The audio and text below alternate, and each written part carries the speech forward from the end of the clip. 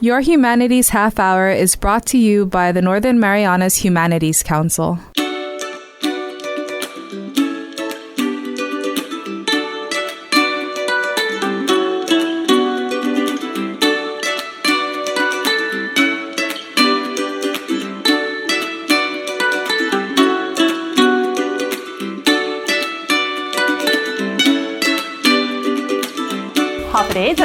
Welcome to Your Humanities Half Hour. I'm Catherine Perry, and coming up, we're having a international event happening this month in the Marianas that rings kind of really means a lot to those of us living in small island communities, and that is International Coastal Cleanup. And joining us to tell us more about this event and other activities of the Division of Coastal Resources Management are Colleen Flores, the Coastal Zone of Coastal Zones Communication, and Mallory Muna, Coral Reef Initiative Communication Coordinator. Ladies, welcome to the show. Hi, thank you so much for having us. Thank you for having us. First of all, I want to say you guys seem pretty young, and I'm so impressed that you are leading the CNMI's participation in International Coastal Cleanup Day. So good to you. Tell us, what is this event all about? So the International Coastal Cleanup is actually it's led globally by the Ocean Conservancy, based in the United States. This year, if I'm not mistaken, is the 35th year that it's been ongoing. And what the ICC is it's the world's largest single-day cleanup event where states and territories all over the U.S. and over 100 countries worldwide come together on a single day to clean and rid our coastlines and waterways of debris. Do you... Man, this thing started probably before you guys were born, so yes. I don't know if I'm out of line here saying, do you guys know why this came about, or what was it about what was happening in the world that made nations come together and say, hey, we need to start making this an annual event? Yeah, so if I'm not mistaken, it started off with two ladies that were working under the Ocean Conservancy, and working in an environmental field, we're used to doing kind of community cleanups, whether they're coastal cleanups or inland cleanups. And I guess what happened was they were curious to see the data behind it. I guess back then when it first started, more and more debris were just popping up around the world. And I guess it was they decided to start this annual event to kind of collect data and put it into a global database that everyone can be a part of or contribute to. Yeah, so I think that's what makes ICC different from an everyday coastal cleanup, is that you're not only performing the cleanup of the coastal area, you're also collecting data at the same time. So we, as coordinators for ICC and the CNMI, we provide all of the volunteers, which we call citizen scientists, with data collection sheets, and we kind of go over the process with them on how to collect the data. And basically you're tallying up what you pick up. And then that's how we're able to collect data on what the top 10 types of marine debris are that we see here in the CNMI. And it's very similar to the top 10 marine debris that people collect all over the world. But that's kind of the differing factor, is that it's the largest single day coastal cleanup, but it's also the largest kind of citizen science project, and it happens every single year, and so we've been able to collect a lot of data so far. I do want to talk a little bit more later in the show about the data that has come out in our previous studies, but you mentioned citizen scientists. You're going to need hands and feet and people out there to help with the cleanup. So let's start off with how people can get involved. How is this going to work on September 19th? Sure. So we've opened up our registration for more than a month now. You can find our registration form online. It's on the DCRM website, which is www.dcrm.gov.mp. There's a link there that you can get into, and you fill out a Google Forms, and you can sign up either as an individual, which is yourself or 5 people or less, or you can sign up as a group. We're advising for groups to be no more than 25 people, just so that proper social distancing can be practiced during the event. So what happens is when they go on the registration form, they'll choose a location of their choice, and DCRM is able to provide supplies for groups and organizations that sign up, and you will collect the trash at your designated location, and CRM will be in charge of hauling the trash and disposing of the trash. So you will agree on a place where you're going to leave the bags of trash, and then you Yes. guys will come by and pick it up. The size of area that you choose, I can imagine if you're a small group, you may want to choose a smaller area, a big group, a larger area. Is that going to be a possibility? Yes, actually, most of the groups that have signed up have already chosen most of the locations on the east side of Saipan. I'm sorry, the west side of Saipan. So that's like along Beach Road and on the southern side, the Papa Beach and whatnot. One thing that's very interesting for us, at least this year, is that it's only the beginning of September, but we already have a total of 27 groups. Is that a lot for this time? That's a lot, actually. Okay. Usually around this time, we might have only about 15 groups that have signed up, and then like in the last week or two, we'll have like an influx of registrations. But we were really shocked, basically, to see the amount of participation in our community this year, especially because of COVID. We weren't expecting to have as much groups as we do. Usually every year we always have around 30. So we're almost at that 30 mark, and it just shows us how much the community has decided to come together in this time to do something better for our environment. I was going to ask you guys, what special challenges are you facing because of COVID-19? But it sounds like in some ways COVID-19 is working to your advantage. People have a little bit more time to choose what they do with their free time. So I think it also, like in this time specifically with COVID, there's so much like heartbreak and just like worry going on, stress, that it makes people feel better to want to do something that's good for the community. It's kind of like an uplifting thing. So I think that probably has something to do with it. And yeah, I think it just makes people want to come together and do something good because of all the bad that we've been experiencing. Okay, so if you are interested in helping with the cleanup on September 19th, you can visit the website at www.dcrm.gov.mp. That's dcrm.gov.mp. And is there flexibility with the time? Like some people may want to go at sunrise, some crazy people. Some people might want to go at the end of the day. And so what is the flexibility there? So, we encourage cleanups to start at 8 in the morning, but they're not required to start at 8. However, on that day, since DCRM will be in charge of trash collection and disposal, we're trying to keep it in a time frame between 8 a.m. and 2 p.m. Also, it's the morning is the best time of the day to conduct a cleanup because it's not as hot.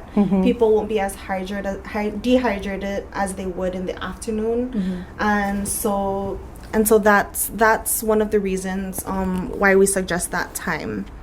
Okay, and you talked about supplies. Did you mention, will that also include like gloves? Yes. Okay. So groups that opt for supplies to be provided by CRM, we will be able to provide gloves, trash bags, and hand sanitizers. Okay.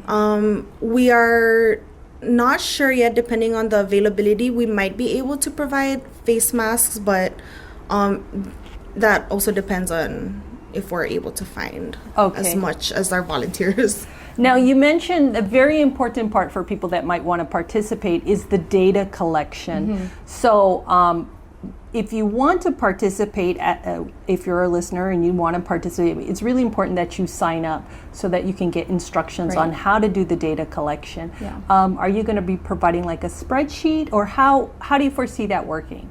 So we have physical hard copies of the data collection sheets. They're very like user intuitive. It kind of lists some of the things that you may come across. Okay.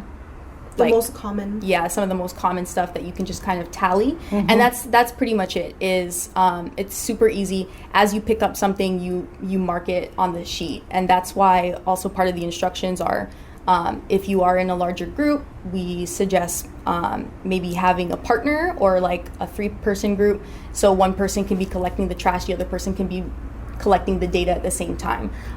It also helps with it makes it go quicker. But that's also why we have the 8 to 2 p.m. time frame, because we are relying on the community members, our citizen scientists, to collect the data for us. But we also, part of the trash hauling is we weigh all of it after we've collected it from all the sites. So DPW has provided us, every year they provide us with a 40-foot container and where we dispose of the trash, and then they weigh that at the landfill, the transfer station, and then we're able to see how much we collected in that single day. And I think Colleen has the data from last year, but I think last year we collected like 9,000 pounds of trash in basically like 4 hours. Yes. And that's a crazy number to think about when you think we only had like 32 sites on Saipan. We had something like 700 volunteers, but all of those people were able to collect like 3 tons of trash. We were able to fill up an entire 40-foot container. That is a lot. And people don't realize, I think everyone can agree that like our coastline is pretty inundated with marine debris, especially like on the east side of Saipan. But you never really understand, and I think both of us didn't understand until we started coordinating this event, that how much there really is out there. I mean, 9,000 pounds of trash is just like... It's insane to think of, especially because of the size of our island. Yes. Right? Imagine if this cleanup was conducted every single day. Right? If we had as much hands as we do on ICC every single day, we could possibly be picking up 9,000 pounds of trash every single day. And what we've noticed so far is that a lot of the debris that is washed up on the east side of Saipan is not necessarily debris that originated on our islands. We've come across buoys or even just like shards of debris that have like Asian writing on it, so they possibly came from China, Japan, or even Hawaii. We've tried seeing a buoy that had Hawaii on it. So like it's 2 different parts of the Pacific Ocean, debris that's finding its way to our community. And if anybody's been to a beach on the west side, it's amazing really how much debris washes up that didn't originate here, but we get it. Yes. When we come back, let's talk a little bit more about the top 10. This is not a list anybody wants to be on. The top 10, okay, maybe not the top 10, but the top types of trash we're seeing during this cleanup, and what we as humans and part of this environment can do to help prevent that. Yes. After this break. The Northern Marianas Humanities Council is now accepting nominations for the 2020 Governor's Humanities Award. Would you like to nominate someone who has made an outstanding contribution to the humanities? The categories are Research and Publication in the Humanities, Preservation of Traditional Cultural Practices, Preservation of Cinema History, Outstanding Humanities Teacher inside or outside the classroom, and Lifetime Achievement in the Humanities. Nomination forms are available at nmhcouncil.org. The deadline to submit your nomination is 4 p.m. Friday, October 2nd. Welcome back to Your Humanities Half Hour. We're speaking today about International Coastal Cleanup on September 19th, and we're chatting with Colleen Flores of Coastal Zones Communication and Mallory Muna of the Coral Reef Initiative. She is actually the Coral Reef Initiative Communications Coordinator under the Division of Coastal Resources Management. Ladies, tell us, based on what you saw or we've seen in recent years at the cleanup, what are our major problems that we're seeing as far as the types of trash that's being collected? So from our data that we collected last year during the 2019 ICC, it's interesting to see that the top collected item is cigarette butts. Still? Yes. It was like cigarette Always. butts 10 years ago. Yes. So the I just problem- saw someone throw a cigarette butt out of their car on the way over. Today. Yeah. Yeah. Okay, sorry. see that I all the interrupted time, you. too. No, it's okay. So yeah, the problem with cigarette butts is that as small as they are, there's just so many. And I think it has to do with a lot of people thinking like, oh, it's just a small piece of trash. You know, it's not going to do much damage to the environment. But when we have so much, it's so profound around, not just in the CNMI, it's actually one of the top 10 items globally. Wow. Yes. So Do you have a number there of how many butts we picked up last year? Yeah. So last year, again, this is just based on the data that was collected. So Yes. the tally is not necessarily The total on the total island. on island. Yes. So from last year, we collected a total of 15,753 cigarette butts. You're kidding me. Yeah, and that's just what people Tallied. That and we know from experience that like the tallying gets old after a while, and so like people don't. It's not necessarily an accurate portrayal of the actual amount that is on island. They probably collected more. Way Yes. more. Yeah. And this could also just be a small percentage of what people have found. I think there's a common misconception that cigarette butts break down quickly or No. easily. No, they don't at all. Actually, they're non-biodegradable. And what that means is they remain in the environment forever. And it's not something. So they're not made of paper. No, the wrapping around it, is paper, but the actual butts The themselves, filter? the filter, it's like a blend of cotton and Some plastic lining. plastic lining. Yeah. So- Okay. So what is your recommendation for those that smoke that find it so convenient just to flick their butt out the window? Have a place to throw it when you're done with it. It is very easy to get into the habit of just like flicking it out the window, or when you're In the grass. in the grass or something, or stamping it out with your foot. But it really is just it's a habit that needs to be broken. Yes. And I have people in my life who I've broken those habits for them. I mean, like, Yes. if you know someone who does something like that, you just have to be on them. It's just something that you have to constantly be thinking about, unfortunately. Instead of like having the habit of like flicking it out your window or flicking it somewhere ground. away from you, Yeah.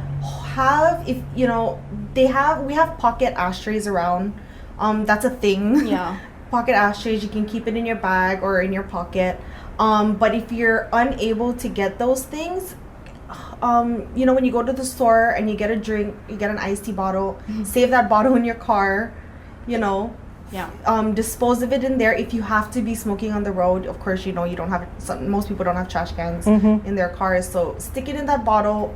When you get home, when you get somewhere that has a trash bin, dispose of your trash properly. And that's the same thing with like every piece of plastic or disposable Yes. item is. True. If you just get into the habit, it's not just about cigarette butts. It's like every piece of plastic that we consume. First of all, we want to try and break the habit of like throwing them away properly, and then eventually, hopefully, we can start addressing the habit of buying those things in the first place. So that's one way that you can reduce the amount of debris and litter that's found around the island. Is you can just make a conscious effort to reduce the amount that you consume in the first place. And I believe that's part of your plastic-free Marianas campaign to try to reduce plastic or eliminate the use of plastic as much as possible. Colleen, take us back to that list of the top items that were collected. And with that in mind, let's think about our habits, how we could eliminate or reduce this type of marine debris ending up on our coast. Yeah, so besides cigarette butts, the other top most collected items here in the CNMI were microplastics, which microplastics are basically tiny pieces of plastic that have broken down from larger pieces. Kind of like a plastic bag is disintegrating. Yeah, or hard plastic is usually what microplastics are made out of. So with hard plastic, plastic in general doesn't break down, right? It doesn't biodegrade. It doesn't biodegrade. What happens instead is it breaks down into smaller and smaller pieces, but it always remains in the environment. So it doesn't just like evaporate. No. Right. And then the fish eat it. Exactly. So what is the main source of microplastics you feel that our island has? Everything. It's plastic bottles. It's basically just whatever plastic debris that's been floating in our oceans for God knows how long, a year, even 50 years, and they just break down into smaller and smaller and smaller pieces until they finally find its way, if it finds its way onto a shore. Yeah. Our shore. So it's like, you can think of it as like a rock breaking down into smaller and smaller pieces until it is sand, but not natural like sand. So it just like replaces sand on the shoreline, right? So and it's usually the harder plastic. So like the buoys that we see in the ocean, those hard plastic buoys, that's like probably one of a main source of one of the microplastics. Plastic bags and bottles, those kinds of things are not. The type of plastic that they're made out of is different, like chemically. So those kinds of things just like warp into a solid plastic piece. They don't kind of break. They don't break down. Okay. Yeah, it's like the harder plastic. Yeah. Yeah. So besides microplastics, we also see a lot of beverage cans. So the aluminum cans, plastic bottle caps to be specific, plastic lids. So anything for like your cup or takeout containers, possibly. Tiny glass pieces, which are similar to microplastics. Plastic bottles, food wrappers. So takeout containers, tiny candy wrappers, anything of the sort. Metal bottle caps, and also tiny foam pieces. Okay, so I guess one way to look at this is to ask myself, did I litter any of these items last year because somebody else probably picked it up and that's why it's on this list? I mean, it didn't disappear because we left it at the beach or threw it out of our car window. It's still there waiting. Yes. And that's how we ended up with 15,000 cigarette butts. Yeah. And I also like, one thing that I think people should think about is that proper disposal of these items is super important, right? We want to make sure that it's going in a trash can and goes to the landfill. The problem with that, and the reason why we talk about reducing our consumption, is that even in the landfill, it still is there. Like it'll just remain in the landfill forever. And the problem with landfills like around the world is that those stuff from landfills, they either sit in the landfill forever or they end up in the ocean from like just the wind or just improper like storage. It doesn't matter where you necessarily like throw it. It's just going to be there forever.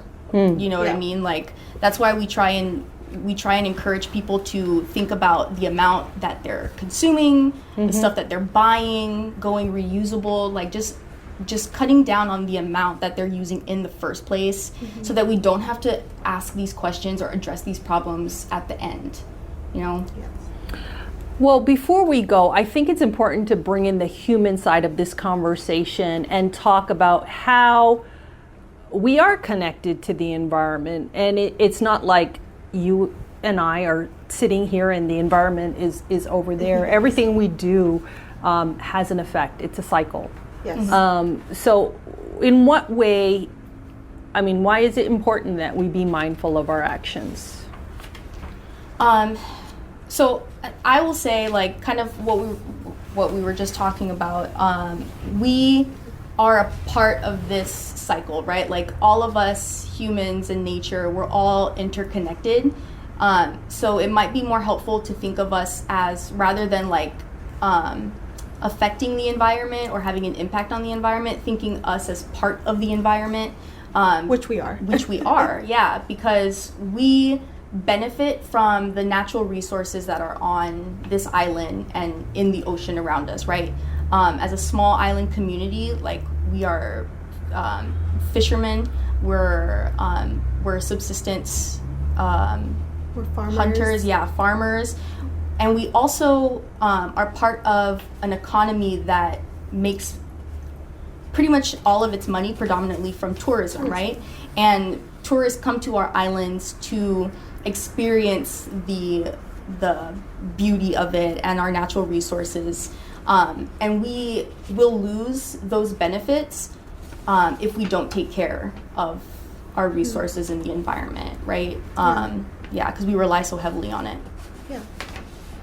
Now, just two final questions before I give you time for final thoughts. Number one, what is the fine for littering? Because I think we all need a reminder on that. And obviously, Saipan is participating. What about Tini and Rota, the Northern Islands? Are they participating?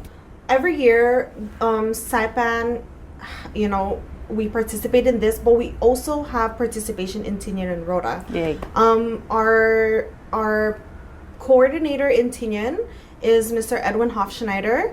He works for BECQ in Tinian, and he's pretty known around the island because of ICC. Everybody, if I'm not mistaken, knows to check Ed on Tinian. Okay. And then as for Rota, we have our partner, William Pendergrass, who is the coordinator on Rota's end. And same as Ed, they're very well known in their community, especially for ICC. And they both do a great job. So Ed and Bill, if you're listening, you Thank guys are you wonderful. So much. Yeah, and so it's nice to see our partners in Tinian and Rota because they get a lot of community participation. They don't have as much people as we do here, but for their size, they definitely have a lot of participation. So the entire CNMI last year, we had a total of 1,617 volunteers. 884 of them are from Saipan. 87 volunteers in Tinian, and we had 646 volunteers in Rota, which is a great number. Every year we notice that our volunteer numbers increase. So that could possibly be because of the awareness and the outreach that people are receiving. For the littering fines, I had a talk with Mr. Greg Regis, who is the manager for the toxic waste management section under DEQ. His branch is in charge of the litter control program. So the litter control program is under BCQ, DEQ, but we have partners with BEH, the Bureau of Environmental Health, DPS, the Division of Fish and Wildlife, the Department of Public Lands, Zoning, as well as the Department of Public Works. So all these different agencies have what we call litter control officers. And so if these litter control officers, they go around the island, and whenever they come across illegal littering, they can cite a violation. Violation fees are dependent on a lot of different things. So one of the things they look at is it residential trash or is it commercial trash? How much litter is there? How the weight they also look at the location of the illegal littering. So is it being littered in a sensitive area such as our wetlands, our sanctuaries, storm drains, our shorelines. So all of these different factors, are what they look at for issuing a fee. And the fees can go anywhere from $25 to upwards of $2,000.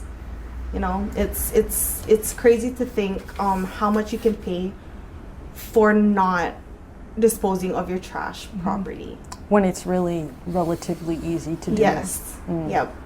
Yeah, you know, a lot of people have mentioned that the tipping fee is too much at the transfer station, but I feel like the litter control fines is way more, you know, than it would cost for you to dispose of your trash properly at the transfer station. That's a good point. Yeah, so if there's any questions regarding the litter control program, the Division of Environmental Quality would be the best agency to speak to in regards to that.